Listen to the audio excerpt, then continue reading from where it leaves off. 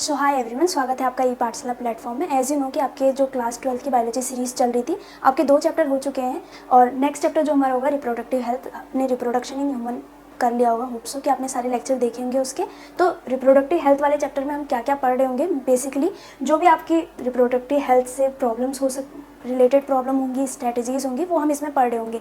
जैसे कि प्रॉब्लम्स में मेनली क्या हो सकता है कि फैमिली प्लानिंग अगर नहीं हो तो पॉपुलेशन इंक्रीज हो सकती है। वैसे स्ट्रैटेजीज़ हैं कि क्या क्या आप स्ट्रैटेजीज़ अपना सकते हो पॉपुलेशन कंट्रोल करने के लिए। तो इस चैप्टर में ज़्यादातर आपको क्या है, थ्योरेटिकल पार्ट है, याद करने वाला पार्ट ज़्यादा है।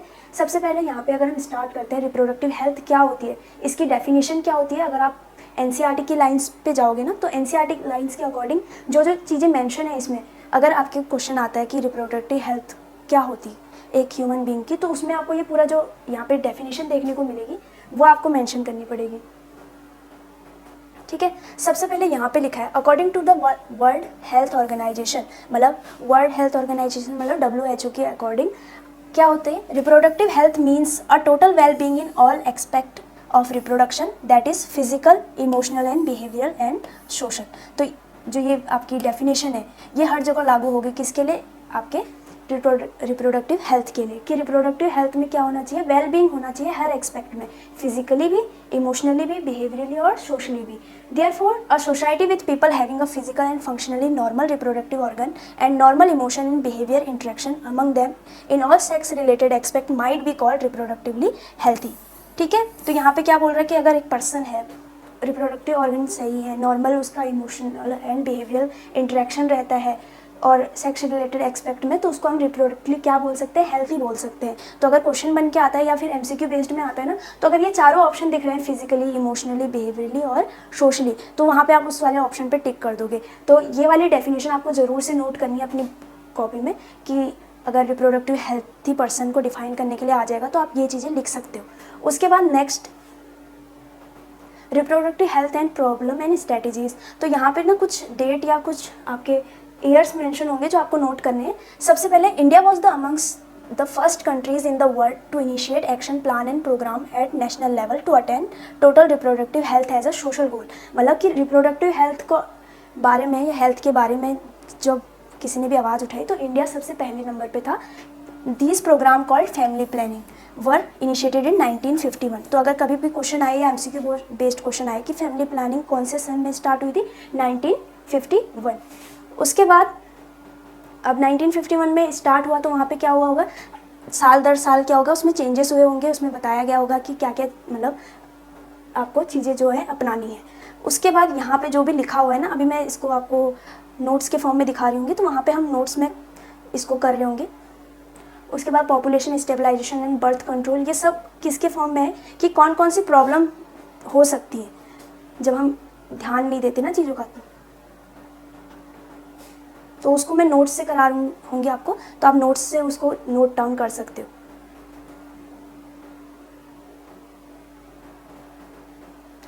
तो ये आपके नोट्स है, इसमें कम्प्लीटली जो थ्योरेटिकल पार्ट है वो सारा आपको नोट्स के फॉर्म में मिल रहा होगा। अगर आप लिखना चाहो तो आप वीडियो को पॉज करके लिख भी सकते हो इनको। सबसे पहले है रिप्रोडक्टिव हेल्थ की मीनिंग क्या होती है, total well being in all expect. आपको पता है फिजिकली, बिहेवियरली, सोशली और इमोशनली, तो ये चारों चीज़ें क्या होनी चाहिए, उसमें वेल बीइंग होना चाहिए वो इसमें, इन सारे एक्सपेक्ट में। उसके बाद है फैमिली प्लानिंग प्रोग्राम कब इनिशिएट किया गया था, 1951 में। उसके बाद यहाँ पे जो RCH है, इसकी फुल फॉर्म क्या होगी, reproductive and child health care programme कब लॉन्च किया गया था, 1997 में। किन चीज़ों के लिए वो लॉन्च किया गया था वो देख लो आप, creating awareness among people about various reproduction related expect, providing facilitated and support for building up a reproduction related expect. तो यहाँ पे क्या बन सकता है, एक असर्शन रीजनिंग क्वेश्चन बन सकता है RCH से रिलेटेड, या तो RCH की फुल फॉर्म पूछ लेगा या पूछ लेगा कि 1971 में स्टार्ट हुआ था। उसके बाद इन दो लाइनों से क्या बन सकता है, एक असर्शन रीजनिंग वाला क्वेश्चन बन सकता है कि जो प्रोग्राम लॉन्च हुआ था ना, बेसिकली किन एक्सपेक्ट को ध्यान में रख के किया गया था लॉन्च। उसके बाद अब यहाँ पे जो आपकी वो आती है ना मेन इंपॉर्टेंट, वो है अमीनियोसेंटेसिस। उससे पहले यहाँ पे लिखा रखा है ऑडियो विजुअल एड या प्रिंट मीडिया के थ्रू या गवर्नमेंट या नॉन गवर्नमेंटल बॉडीज़ के थ्रू क्या की जाती है, हमेशा अवेयरनेस फैलाई जाती है इस चीज़ के खिलाफ। और अमीनियोसेंटेसिस आपका क्या क्यों इंपॉर्टेंट हो जाता है वो देख लो, कि ये टेस्ट होता है जिसमें आप प्रेगनेंसी के दौरान चेक कर सकते हो कि जो आपका फोएटस है या फिर जो आपका फीटस है उसमें क्या है, क्रोमोसोमल अबनॉर्मेलिटीज़ है या नहीं है, या कोई अदर डिफेक्ट है या नहीं है। बट इसका मिसयूज़ भी किया जाता है कई जगह। अमीनोसेंटेसिस से पता भी कर सकते हो आपकी बच्चे का सेक्स क्या है या जेंडर क्या है, तो उसका मिसयूज़ किया जाता है। तो क्रोमोसोमल अबनॉर्मलिटीज़ के लिए अगर इसको यूज़ किया जा रहा है ना, क्रोमोसोमल अबनॉर्मलिटीज़ मतलब अगर आप नेक्स्ट चैप्टर में जाओगे तब आपने वहाँ पे ट्रायोसोमी पढ़ना है, आपने वहाँ पे क्लिनीफेल्टर डिसऑर्डर पढ़ना है फिफ्थ चैप्टर में। तो क्रोमोसोमल अबनॉर्मलिटीज़ के लिए अगर यूज़ किया जाता है, मतलब चेक करने के लिए कि वेदर कोई फीटस में कोई प्रॉब्लम है या नहीं है, क्रोमोसोमल अबनॉर्मलिटीज़ है या नहीं है, तो उसके लिए ये यूज़ किया जाता है, या डिसऑर्डर के लिए यूज़ किया जाता है। अगर उनके लिए यूज़ किया जा रहा है तो ये सही है, बट अगर जेंडर चेक करने के लिए यूज़ किया जा रहा है तो वहाँ पे ये क्या हो जाता है, आप इंडिया में बैन है। उसके बाद बैन ऑन अमीनोसेंटेसिस। तो अमीनोसेंटेसिस में क्या होता है, आप क्या चेक करते हो, अम्नियोटिक फ्लूइड को चेक किया जाता है। और अमीनोसेंटेसिस अगर पूछ ले कि किसके लिए चेक किया जाता है, तो आप क्या करोगे, क्रोमोसोमल अबनॉर्मलिटीज़। अब जो एबनॉर्मलिटीज़ होंगे ना, उसके एग्जांपल आपको नेक्स्ट चैप्टर में देखने को मिलेंगे, जो आपका 5th चैप्टर है। उसके बाद जो पॉपुलेशन से रिलेटेड जितना भी था ना, उसमें से इतना आपका काम का है, ये आपको करना है याद। Population explosion, the ट्रेमेंडस increase in size and population is called population explosion. ठीक है, तो पॉपुलेशन एक्सप्लोजन किसे बोलते हैं, जब आपके एक पॉपुलेशन साइज में क्या हो जाता है, इंक्रीज हो जाता है। पहले चाइना नंबर 1 पे था, अब इंडिया नंबर 1 पे है पॉपुलेशन के मामले में, तो वही हुआ है population explosion. World population was 2 billion, कब थी वो, 1900 में। अब वो 6 बिलियन है, कब, 2000 में। तो मतलब आप देख रहे हैं ना, 100 ईयर में कितना चेंज हुआ है वो। Population of India was 1 billion, कब, मई 2000 में 1 बिलियन थी। उसके बाद अब जो हाई पॉपुलेशन होती है वो किसकी वजह से हो रही होती है, यहाँ पे 3 ऑप्शन दिए गए हैं उसके कारण। तो ये तीनों आपको याद करने हैं। सबसे पहले है rapid decrease in death rate, मतलब ये उसका एक कारण हो सकता है कि जो डेथ रेट है ना उसमें क्या हुआ है, डिक्रीज आया है। Second, decline in maternal mortality rate और decline in infant mortality rate, मतलब जो मैटरनल मोर्टेलिटी रेट होता है और इन्फेंट मोर्टेलिटी रेट होता है, उसमें क्या हुआ है, डिक्लाइन आया है। क्यों, क्योंकि कभी कभी क्या होता है, बर्थ देते वक्त भी डेथ हो सकती है, तो उसी को क्या बोल रहे हैं, मैटरनल मोर्टेलिटी रेट। उसके बाद नेक्स्ट, उस वाले जो पॉपुलेशन वाला था ना, बर्थ कंट्रोल वाले से, आपको पॉपुलेशन से सिर्फ इतना ही करना है कि कौन से सन में कितनी बिलियन पॉपुलेशन थी और मेन जो रीज़न हो सकते हैं उसके वो क्या थे। उसके अलावा नेक्स्ट हम बढ़ते हैं बर्थ कंट्रोल पे, कि बर्थ कंट्रोल आप कैसे कैसे कर सकते हो, क्योंकि लाइक जो फैमिली प्लानिंग होता है उसका मेन वो आपका स्लोगन क्या होता है, हम दो हमारी दो। अगर 2 से ज़्यादा हो गए तो वहाँ पे बर्थ कंट्रोल करना पड़ेगा। अब बर्थ कंट्रोल आप कैसे कर सकते हो, आपके पास वेरियस कॉन्ट्रासेप्टिव मेथड्स होते हैं। सबसे पहले जो कॉन्ट्रासेप्टिव होते हैं वो कैसे होने चाहिए, उसकी भी प्रॉपर्टीज़ हैं, ठीक है। अब ये अगर आपका MCQ बेस्ड क्वेश्चन बनता है तो वहाँ से ये बोल सकता है कि एक जो बेस्ट या जो भी आपका आइडियल कॉन्ट्रासेप्टिव होता है उसके क्या क्या फीचर होने चाहिए या क्या क्या प्रॉपर्टीज़ होनी चाहिए, एक MCQ क्वेश्चन यहाँ से बन सकता है। सबसे पहले है कि वो कैसा होना चाहिए, यूज़र फ्रेंडली होना चाहिए, ईजिली अवेलेबल। थर्ड हो गया आपका कि इफेक्टिव होना चाहिए और उसके कोई साइड इफेक्ट ना हो। तो ये 3 चीज़ें अगर आपके ऑप्शन में है तो चौथा जो है उसे निकाल दो, मतलब उस ऑप्शन पर क्लिक कर दो कि ये वाला ऑप्शन क्या है, सही नहीं है।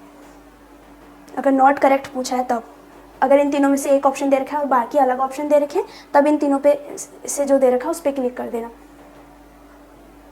अब आता है मेथड ऑफ बर्थ कंट्रोल। तो आपके पास अलग अलग मेथड होते हैं, जैसे आप NCERT में देखोगे ना तो उसमें दिए हुए हैं आपके डायग्राम वगैरह दिए हुए हैं, पर पहले नोट से कर लो फिर NCERT पे चलते हैं। सबसे पहले नेचुरल मेथड होते हैं, फिर बैरियर, फिर सर्जिकल और फिर इंट्रायूट्राइन डिवाइस या इंजेक्टेबल इम्प्लांट। अब सबसे पहले नेचुरल मेथड में आपके पास 3 मेथड आते हैं, वो देख लो। नेचुरल मेथड आपके कैसे होते हैं, मतलब यहाँ पे गारंटी नहीं होती कि बर्थ कंट्रोल होगा, ठीक है।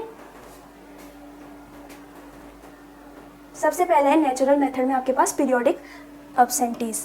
पीरियोडिक एब्सेंटीज में क्या होता है, जो कपल होते हैं ना वो कोइटस को अवॉइड करते हैं, कब से, day 10 to 17 of the menstrual cycle. क्योंकि आपको पता है कि जो आपका ओवम रिलीज होता है वो कब रिलीज होता है, 14th day of the menstrual cycle पे।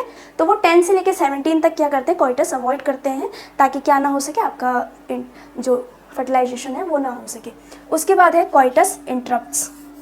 यहाँ पे क्या होता है, आपका जो मेल पार्टनर होता है वो क्या करता है, withdraw his penis from vagina before क्या, आपका इजैकुलेटिंग टू अवॉइड इंसेमिनेशन, ताकि इंसेमिनेशन ना हो पाए।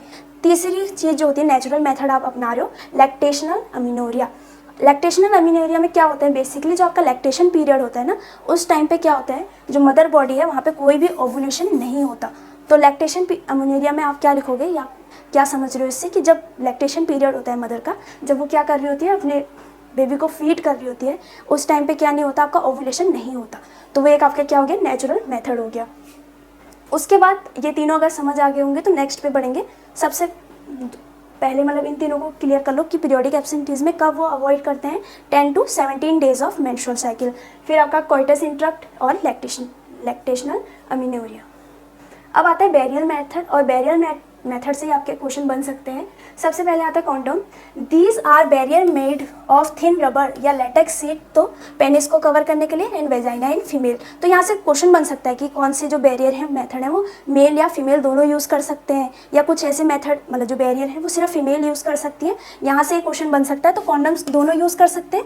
डायफ्रागम, सर्वाइकल कैप्स या वॉल्ट, ये कौन यूज़ कर सकता है, सिर्फ फीमेल यूज़ कर सकती है। तो यहाँ से क्वेश्चन बन सकता है कि they are insert in female reproductive tract.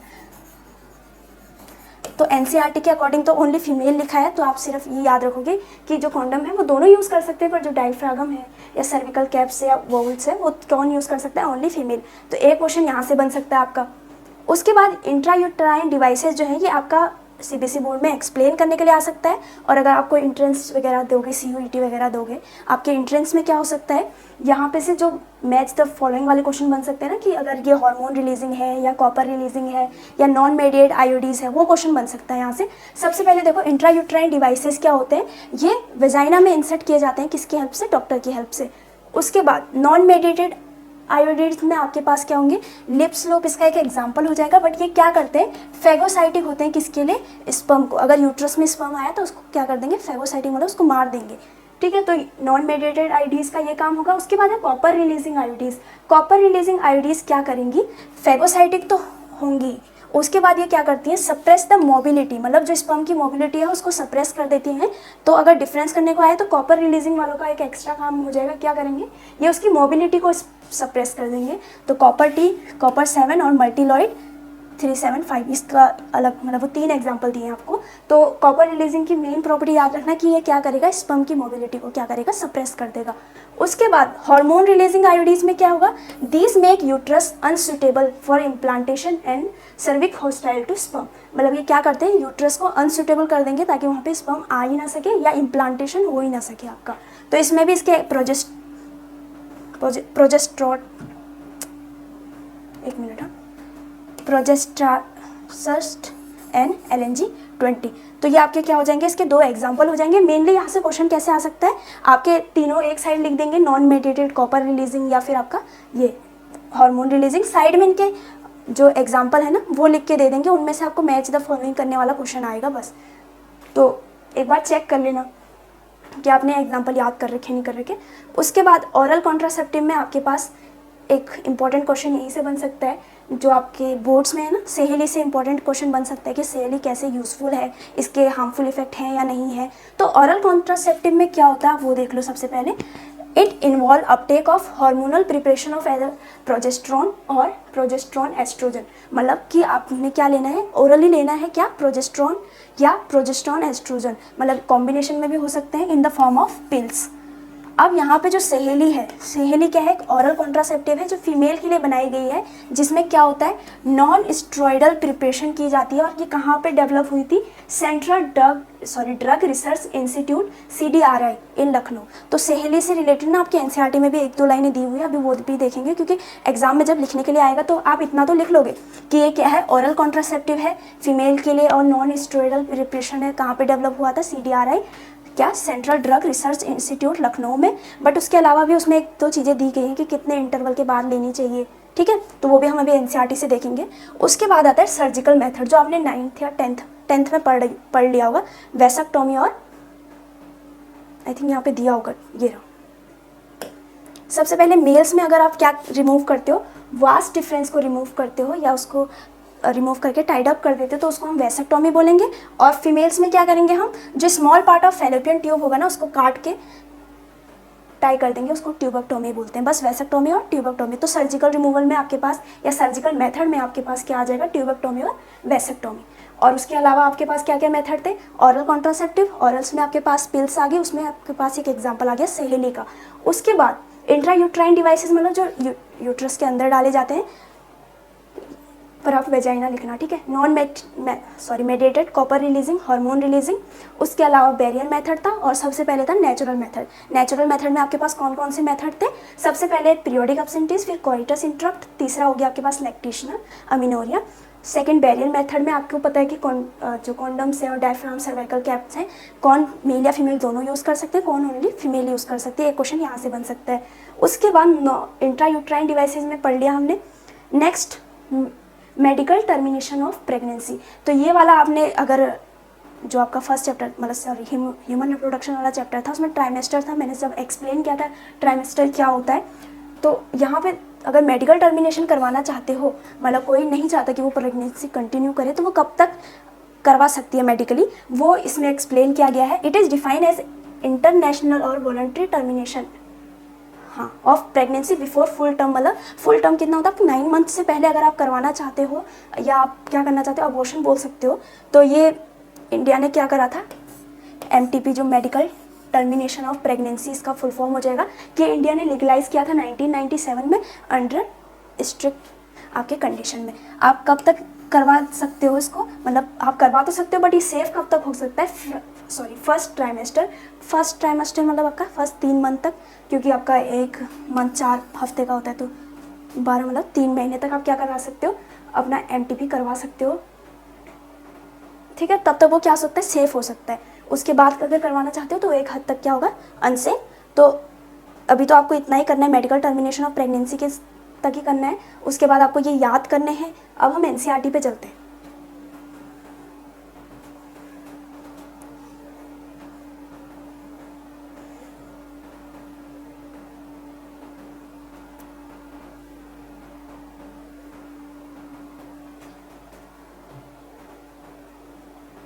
ठीक है, maternal mortality rate, infant mortality rate, ये स्लोगन वाला भी आप दो हमारे दो, ये मतलब उतना नहीं आएगा, बट हाँ अब तो आपका जो मतलब एज है ना मैरिजेबल, वो भी चेंज हो गई है, और यहाँ पे आपको बैरियर वगैरह के बारे में लिख रखा होगा।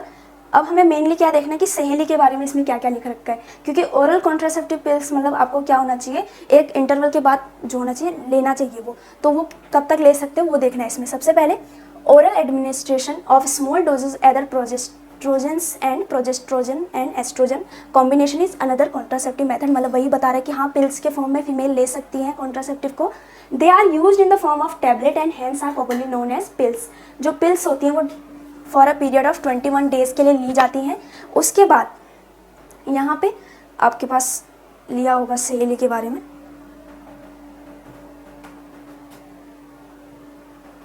ये Saheli the new oral contraceptive for female contain a non steroidal preparation. It is once a week, मतलब वंस अ वीक मतलब वीक में एक बार ली जाती है। और इसके साइड इफेक्ट क्या होते हैं, few side effect and high contraceptive values होती है इसकी। अब यहाँ पे एक नेक्स्ट चीज़ और है जो 72 आवर्स वाली है, जो इंपॉर्टेंट रहेगी आपके लिए। सबसे पहले यहाँ पे लिखा है their mode of action is similar to that of pills. मतलब जो प्रोजेस्ट्रोजन एंड एस्ट्रोजन का कॉम्बिनेशन होता है ना, वो क्या होता है आपका इफेक्टिव होता है। उसके बाद administration of progestogen and oestrogen, वो कितना होना चाहिए आपका, IUDs within 72 hours of coitus. मतलब अगर कोइटस के 72 आवर्स के अंदर नहीं लिए अपने वो पिल्स, तो मतलब वहाँ पे क्या होगा, आपका यूजफुल नहीं होंगे वो pills. Have been found to be very effective as emergency contraceptives as they could be used to avoid possible pregnancy due to rape or casual unprotected intercourse। मतलब अगर रेप वाली केस है या अनप्रोटेक्टेड इंटरकोर्स हुआ है जहाँ पे आपने कोई भी बैरियर मेथड यूज़ नहीं किया है, वहाँ पे आपको पिल्स कब ले लेनी चाहिए, 72 आवर्स के अंदर ले लेनी चाहिए, और वो क्या होंगी आपकी वेरी इफेक्टिव होंगी। तो जो सहेली के बारे में था वो क्या था, वंस अ वीक आपको लेनी है, ठीक है। उसके बाद वैसेक्टोमी और ट्यूबेक्टोमी में आपको दिख रहा होगा यहाँ पे आपका जो वैसेक्टोमी क्यों बोल रहे हैं, क्योंकि जो वास्ट डिफरेंस होता है उसको कट करके टाई कर देते हैं। वैसे ही इसको ट्यूबेक्टोमी क्यों बोला, क्योंकि फैलोपियन ट्यूब को क्या करा, कट करा और आपका टाई कर दिया। अब यहाँ पे क्या होगा, स्पर्म यहाँ से बन के यहाँ नहीं पहुँच पाएगा, सेम यहाँ से आपका स्पर्म अंदर नहीं जा पाएगा, ठीक है।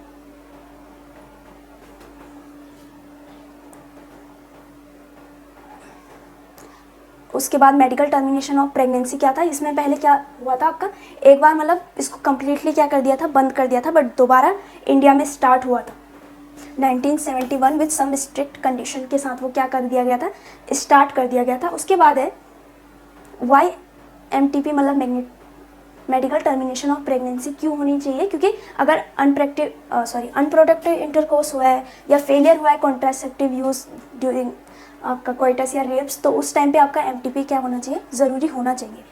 ठीक है, उसके बाद MTP are consider relatively safe during the first trimester, मतलब 3 मंथ तक आप क्या करा सकते हो, मेडिकली टर्मिनेट करा सकते हो प्रेगनेंसी को। उसके बाद इस चैप्टर से जितने क्वेश्चन बन सकते थे ना, मतलब इस पोर्शन से, वो आई थिंक नोट्स से आपके हो जाएंगे कंप्लीट। उसके बाद है सेक्सुअली ट्रांसमिटेड इन्फेक्शन, जो हम नेक्स्ट लेक्चर में कर रहे होंगे, और फिर आधा इनफर्टिलिटी। यहाँ से ज़्यादातर क्वेश्चन बनते हैं आपके, जो ये पूरा पेज है ना, अगर आप अपनी एनसीईआरटी खोल के देखोगे तो इस पूरे पेज से ज़्यादातर क्वेश्चन बन सकते हैं।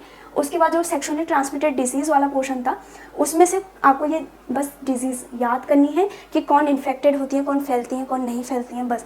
तो इस वाले लेक्चर के लिए तो हम इतना ही करेंगे। नेक्स्ट लेक्चर में हम ये वाला पोर्शन भी ख़त्म कर देंगे, और जो ये पेज है इसको अच्छे से एक्सप्लेन कर रहे होंगे कि किस में क्या होता है और कौन कब हो रहा होता है। ठीक है, तो होप आपको आज का लेक्चर समझ आया होगा, और अगर नोट्स आपने नोट डाउन कर लिए तो सही है, वरना क्योंकि एनसीईआरटी में आपको थ्योरिकल पढ़ना पड़ेगा थोड़ा, अगर आप नोट से करोगे तो वहाँ पे क्या होगा, आपको मेन पॉइंट आपके मेंशन है, तो आप जो स्टॉप मतलब पॉज करके ना आप नोट डाउन कर लेना, एंड नेक्स्ट लेक्चर में हम इस चैप्टर को ख़त्म कर देंगे। ठीक है।